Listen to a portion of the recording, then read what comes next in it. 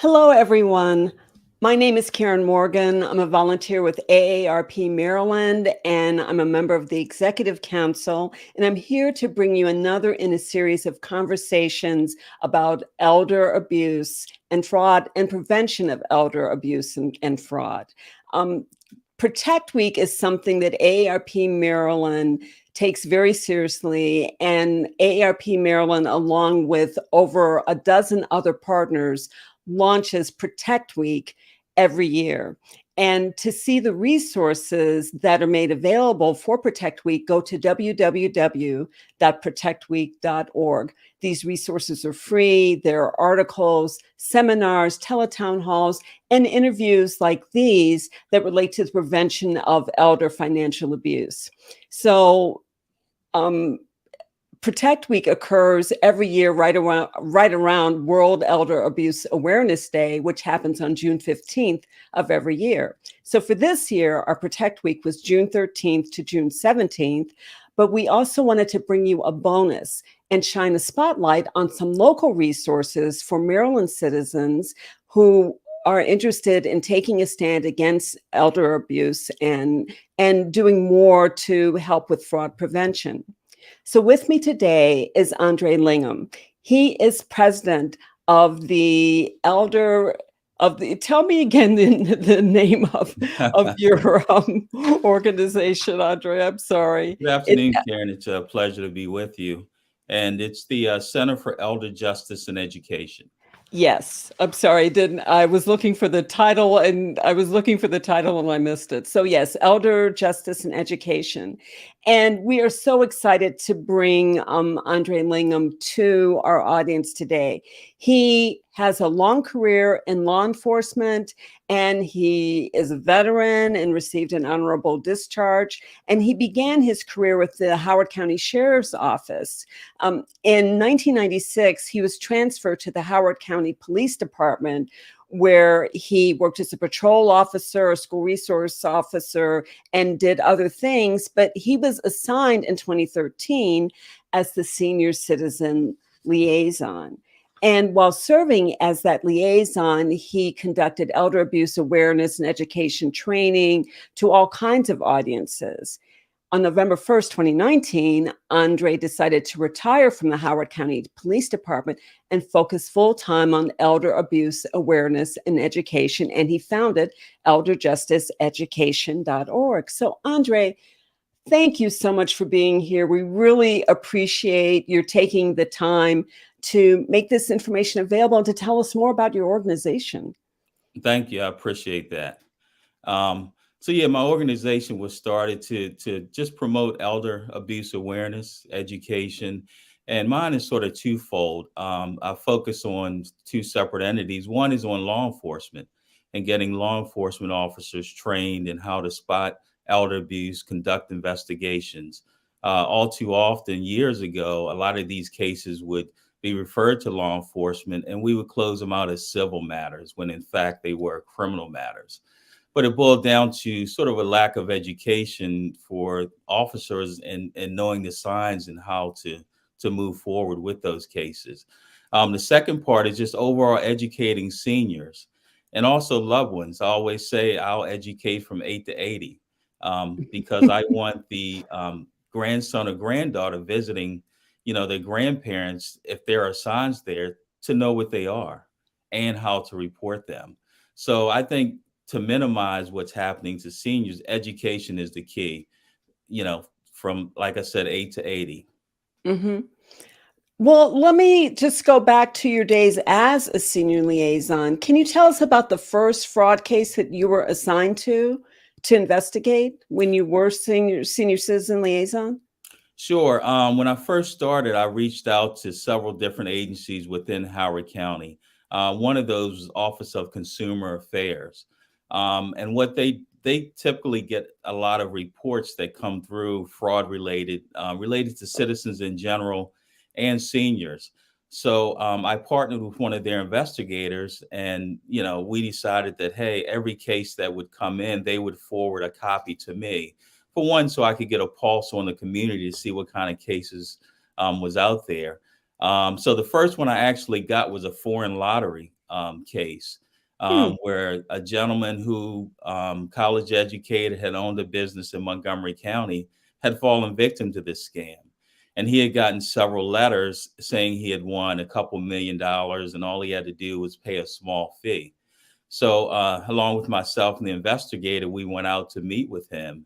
And I was truly shocked. He had sent them over $30,000 Oh. worth of checks. The smallest check was $9, and the largest check was about $50. And he had a ledger of all the checks that he had sent to these people. And what they do is they continue to flood him with letters. We Mm-hmm. removed probably 2 boxes, small boxes of these letters that he had gotten, and it was every day that they were coming in. Oh. When we got there and explained to him why we were there, he said, "Oh yeah, I'm scheduled to get $1 million today." And that's what these scammers do. They keep these seniors hoping that the money will eventually come through, and that's why they keep spending and sending the money. Ironically, his wife was there, and she thanked us, without him being there, because she had known it was a scam and Mm-hmm. was trying to get him to stop, and he just kept sending more and more money. He So that didn't was want to the first. listen to her. Exactly, and we see that quite a bit where a spouse knows it's a scam, but the other one will continue to fall victim to it.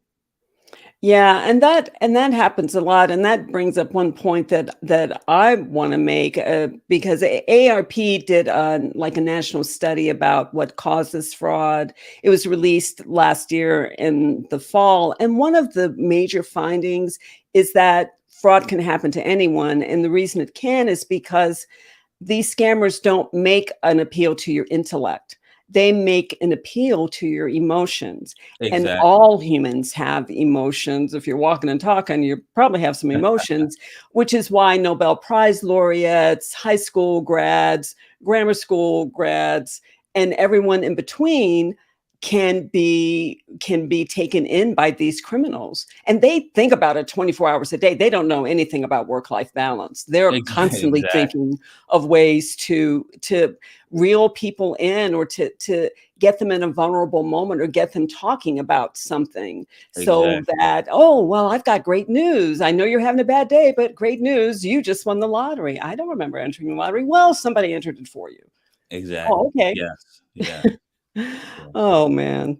Well, it sounds like were you able to intervene successfully? You were able to get that person to stop engaging with the scammers? At that point, yes, we conducted several follow-ups, and that's one of the things I would do in law enforcement. I just wouldn't leave it there, because I know once the emotions, like you said, are involved, they will sort of go behind your back and start it all over again. So my suggestion to his wife was to really monitor the bank accounts and see what checks were going out and all. So at our last contact, she said that she had it under control and that she was monitoring. And also, she would check the mail every day. But Mhm. when these letters would come in, she wouldn't give them to him. So that was a big help also. But one of the major issues we find is a lot of times when they fall victim to these scams, they will continue it even after law enforcement intervention or family intervention, or someone, that's trying to get them to understand that it is a scam or a fraud. Yeah. So when you took the position as senior citizen liaison for the police department, what were you most surprised to learn? Well, I initially was interested in just community outreach, and so sort of any kind of position that opened up in that section, I was, going to put in for. Luckily, this one opened up. I put in for it, and so I sort of had an idea of just general educating seniors on, personal safety and safety at home. I had no idea that seniors lose up to $36 billion per year in scams and frauds. And unfortunately, family members are the biggest perpetrators. So I started doing my research, and I connected with a officer in Ohio, I believe it was, and just said, "Hey, I want to take this position to another level, what do you focus on, or what should I be focusing on? And she basically laid it out. So frauds and scams is where you really want to target seniors and educate them. And that's what opened the door. And I was really, really blown away by how it's in plain view a lot of times. And we just Mhm. don't know the signs. And that's why I really focus on educating everyone to know what the signs are and how to take action. So, yeah, just the overall sheer amount of money that seniors lose. And, in Howard County, there were a lot of victims that, Mhm. I had no idea about. Yeah, and to me, what's so heartbreaking and so incredibly difficult is this notion of family members being such significant perpetrators. And I can just hear the conversation right now. Well, she's losing her memory. She's not going to lose that money anyway. Or, I'm going to get it in the inheritance. I'm just spending it. This emergency came up. So Exactly. oh, you Yeah. are a criminal if you're taking stuff without somebody's permission. You're the criminal. Exactly. It doesn't matter if they gave you their credit card to go to the store to pick up some items, and it's for them. And you did a And dog leg to to like Nordstrom's to exactly, pick up exactly. a sequin gown or something. Right. And we would see, power of attorney abuses. Mhm, And, unfortunately, those cases aren't really prosecuted that often. We have a good prosecutor in Howard County, Rich Gibson. But yeah, like you said, this first thing they'll say is, well, I'm going to inherit it anyway, or I have a power of attorney. But I mhm. always say, if you narrowly look at it, they have a fiduciary responsibility to you, Yes. period. Not to them, not for them to go buy motorcycles or open credit cards in your name or whatever. It that is solely focused on you. And that's what I try to get seniors to understand, and also those who are agents in the Mhm. power of attorney. Yeah, Yeah, and yeah, and that applies to estate administrators, personal exactly. representatives. When my mother passed away, it made me the executor of her estate, and I had to think about, okay, it's not like what I thought was best because there were distributions that she made in her will that I didn't necessarily agree with, but Right. it wasn't my job. It was my job to, make her wishes, to actualize her wishes. It wasn't Exactly. about what I thought, Right. you know. Right. I can do what I want in my will, Right. Right. But yeah, exactly. So yeah. But sometimes that's hard, and it's something that you really have to actively think about when you're a personal representative or when you have somebody's power of attorney, you have to really actively think about what does that mean? And what Exactly. what this is like an awesome trust, an awesome responsibility. You really have to think about that. And I also recommend the seniors, each person has different assets, different, ways of living, different, multiple houses. So you have to have it crafted for what best fits your situation, because all Mhm, situations aren't the same. And I know when seniors, are preparing these power of attorneys, it's a little difficult because, you may have multiple children that want to be the agent, or mhm. it's so many different variables.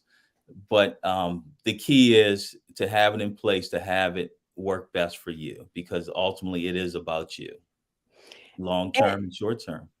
Exactly, and the other thing is to go back and review your assignments from time to time, review your will from time to time, and think about who you're putting your trust in because your relationship may have changed with a Exactly. family member. In 1980, they were the bomb diggity, and by 2020, they were acting really weird. Do you really want to continue to put your trust in that person? And you have to think about that. And a lot of seniors think once it's in place, you can't remove it. Right. And I tell them, a certified letter can remove it. As long as you're mentally competent, you control that. And they also think, well, I have a power of attorney, they handle everything, I can't do anything. So I Right. think a lot of it is a general lack of understanding about power of attorneys. And I do a presentation on that where I sort of break all that down, so they understand it before there's a crisis situation, and they need one. Exactly, exactly. And I mean, the other thing to think about too is who has access to your bank account. What's the best way to have access? Do you want to do a transfer on death, or do you want to do you want to make a person a joint owner? There may be different ways to do that, and ways that can help protect your assets as well. Exactly, exactly. And I recommend also have it prepared by an attorney. Yes, By all exactly. means, don't download the one that the state of Maryland offers, because it's just a general power of attorney. You just fill in the blanks and assign an agent essentially. So So you decided to retire from the Howard County Police mhm. Department.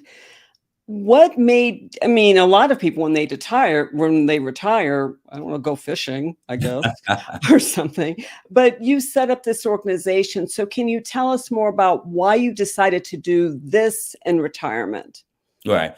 So when I retired, unfortunately, it was right before COVID, Mhm. a month before COVID really, you know, became newsworthy and out there and kind of shut everything down. So I kind of put it on hold for about a year and a half to 2 years because it was all virtual and, kind of everything shut down. And I always kept up with the news. I would always get articles on fraud related cases. And this one just particularly jumped out at me where a senior in, I believe it was Georgia, lost her property in her home through fraud. Mhm. And, it just relit the fire in me to say, hey, this is my passion. This is my calling to educate people, because I don't see it out there enough. And what I really like to do is go meet with seniors in person Mhm.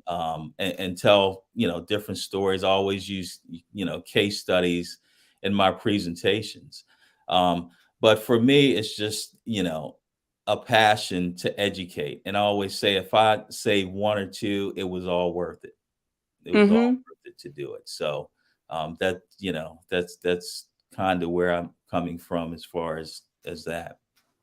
Well, speaking of case studies, there are a lot of times when we hear about elder abuse and fraud, it's the same, story about how the crook was able to abscond with the money, or the crook was able to convince whoever to do something that was not a good thing. Right. So identifying and prosecuting suspects, it seems like that being able to do that is a rare occurrence. So can you talk about any cases where you were involved investigating, and there was a successful conclusion, and either the fraud stopped or the person was maybe even able to get their money back? Sure. One was actually a foreign lottery case. A senior in Ellicott City had gotten a letter through email that she had won a BMW and a house, and she just had to pay $12,000 um, for the taxes. And they gave her an address to send the money to. She was to send it in cash. So she went to a bank in Ellicott City, attempted to withdraw $12,000. Luckily, the teller thought it was fraud and said, "Hey, for that amount of money, you have to see the manager." So she met with the manager, and the manager questioned her a little bit, and she admitted, "Yes, I won the lottery, and I'm using the money for the taxes." So the manager explained to her that, "Ma'am, we're pretty sure that this is fraud." "Oh, no, no, no, this is not fraud. I've vetted these people. They're good Christians." And that's one of the Oh, things they'll no. use also. They'll throw in religion. So luckily, he called Howard County Police. An officer came out and talked to her. She didn't want to report, wanted no further interaction from the police or the bank. Luckily, he got her number and address, contacted me, and said, "Hey, you may want to reach out to her. Hopefully, it's something that you can do." So I actually went straight to her house, met with her again. She explained why she withdrew the money, and I convinced her to tell me that it was going by FedEx. So she had packaged $12,000 in a FedEx package in between a magazine. Um, so she wouldn't Okay. tell me where it was going or anything. So I just went to the closest FedEx location, which was in Ellicott City. So I got there and they found the package. Now, my dilemma was, do I seize the package, but I have to give her the money back? And Right. she's, before I leave or right after I leave, she's going to go right back to FedEx. Or do I let it go through and seize it at the delivery end? Mhm. So I decided to let it go through simply because it was going to a small town in Covington, Kentucky. If it was going to a major city, say New York, LA, I probably would have seized it there because, getting help from a agency just on a fraud case in a major city would probably be slim to none. Mhm. So I contacted Covington, Kentucky, and they put me in touch with the fraud detective. And I gave him the address where it was going, who it was addressed to. He said, "Oh, wow, we've talked to this guy. His name was Jake Grout about this exact same thing." So Mr. Grout, who was 70 years old, Oh. was receiving the cash, taking 10% and forwarding it on to Jamaica or wherever they decided to have him send it to. So they delivered the package. Once he got it and signed for it, they arrested him. Mhm. Unfortunately, he was a victim initially. Right. And we see that quite a bit where they turn into money mules on the back end. They initially started as a victim, then they convince them that they can make some money to get their money that they lost back. Exactly. Yes. So Mr. Grout was charged with theft and convicted and sentenced to 5 years in the Kentucky State Penitentiary. So Wow. this was a interesting case where we got the money mule. Now, obviously, we didn't get the end, person where it was going, but we got one person in the middle. And I always, bring up the seniors in the presentation. You can go from victim to being a suspect and charged with the crime if you're not Mhm. careful. Um, so that case worked out, and I actually recovered a total of $29,000 for her because 6 months later she attempted to do the same thing, and her Oh, son wow. happened to call me, and it was a FedEx at Columbia Mall. So luckily I was home. I ran down to Columbia Mall and talked to her again. So again, she was still falling victim to this. So I seized that, and luckily her son had a power of attorney, so I returned all the money to him. Uh-huh. Um, but again, it was sort of successful. Unfortunately, a senior fell victim and ultimately got 5 years in prison for it. Um, Another case I worked on was a typical tree trimming case. And this is when suspects go, these tree trimming companies from Culpeper, Virginia, go from door to door, offering tree trimming and tree cutting services.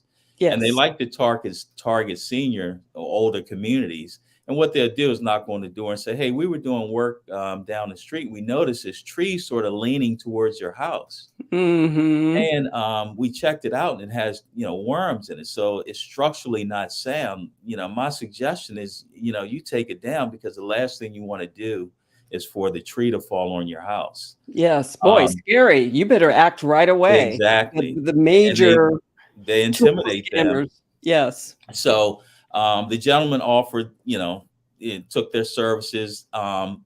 They took down 5 trees, charged them $12,000 for 5 trees. So Mm. he contacted his daughter and kind of told her, what was going on. So she in turn contacted Howard County Police. They reached out to me.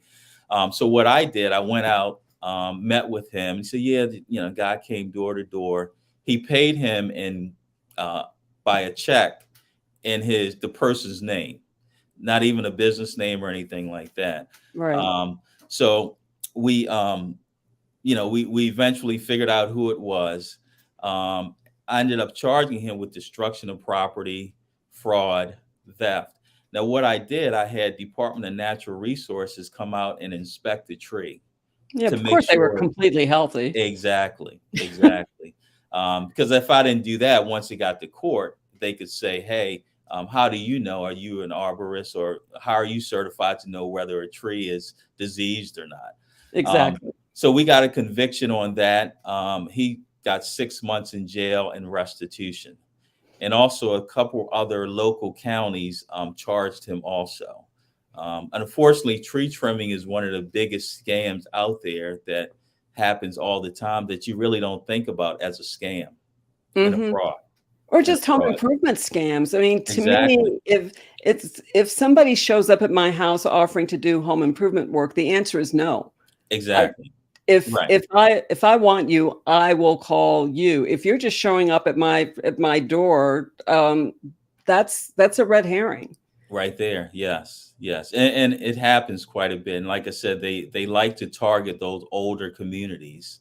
And Yes. they see the flag out front or they see the older sedan and and they target them. And unfortunately, a lot of seniors will fall for it. Um, Right, because they make this emotional appeal. yes. You're in your house, and your house might be falling apart. You've probably let some things go. I can help you, but you have to act right away. Right It's away. those same tools that they panic, fear, and getting you to act without thinking. No, no, you don't really. I mean, this happened to me. I can remember. I'll never forget this. Time when I found a contractor who was like an A-rated Mhm. contractor, and I had them come and inspect my gutter system. That was all I wanted, was a gutter inspection. Right. Well, the guy inspects, and then he's like, "What kind of shape is your roof in? R- Oh my goodness, this is." You really need to, get some emergency work done on this roof. Right. And I'm like, well, how much time do I have? I mean, at this time, this was before AARP and before I started working with AARP. And he's like, well, you need to get this done immediately. I'm like, oh, okay. And I was scared. I literally was scared to death. Exactly. But then I'm like, "Okay, well, and I'm like, "Okay, well," but I just out of habit, I'm like, "Okay, well, let me go away. Let me think about this. I will call you." Then I called the person I usually use to look at my roof, and I'm like, "Can you just take a look at this and tell me, am I like 2 seconds away from, a roofing disaster or something?" Right.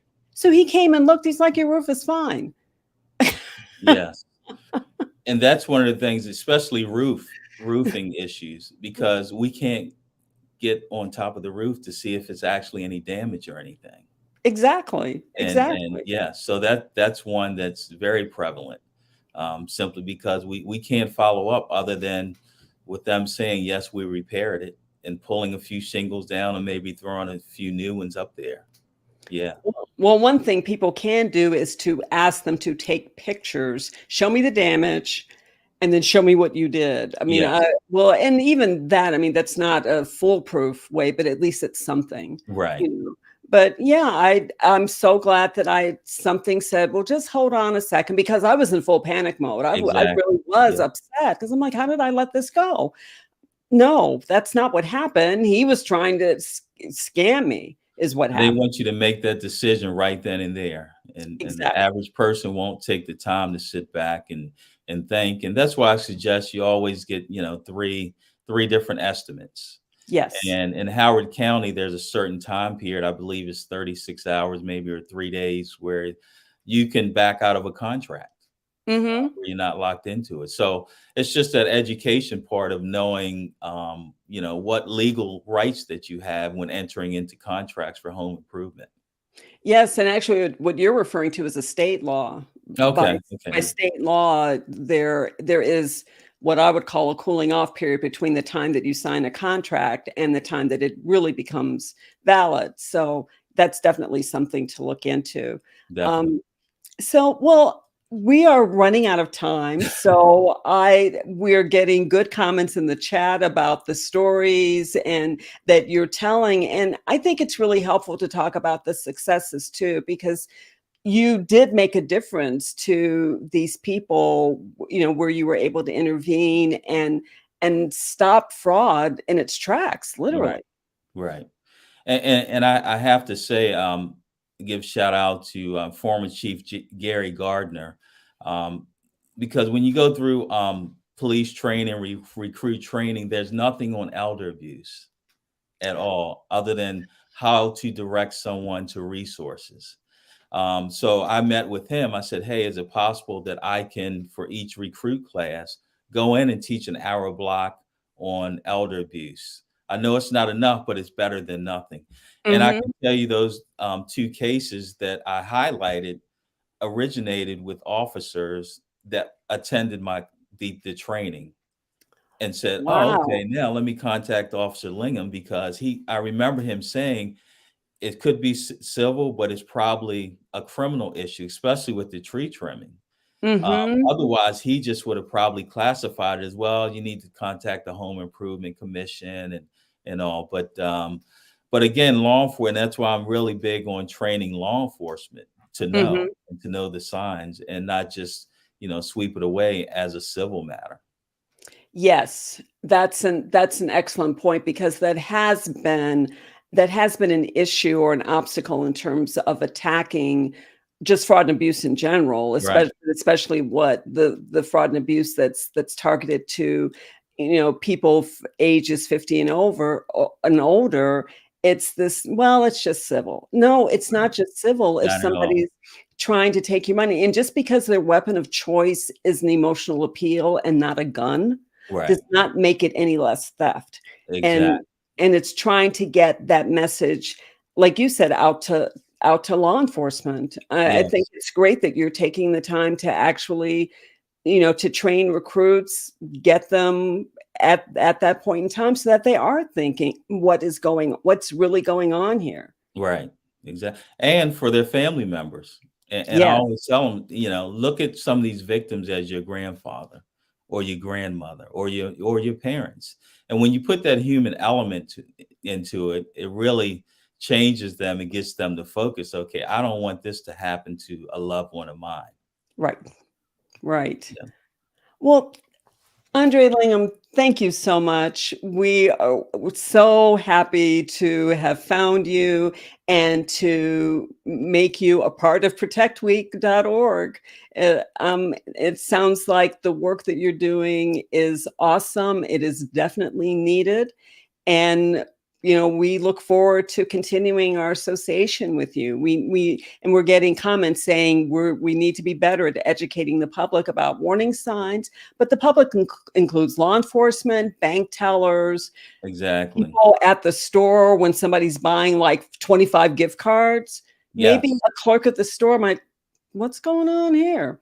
Just Exactly. Yeah. asking the question could make the difference between a major theft and somebody having their resources safe.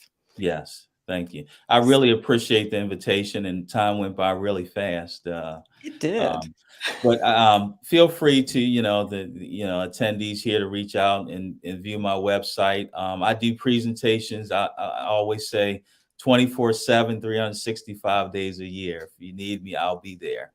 Wow. So again, I really, my goal is to save people and educate. One elder at a time. Yes, exactly. Since I'm an elder, I'm getting up there, so I'm helping myself out also. Well, with elders like you on, taking care and looking out, we can definitely put a dent in fraud and make fraud prevention a reality. So thank you so much for being a part of Protect Week, and thank you so much for taking time out of your valuable schedule to talk to us about elder abuse and financial fraud prevention. Thank you, and let's protect our seniors. Absolutely. Take care, everyone. And remember to go to www.protectweek.org to see all of the free resources available and to look at events, articles, seminars, other information from all of the partners that get together to put protectweek.org together and to make prevention of elder abuse front and center. Thank you again. Take care.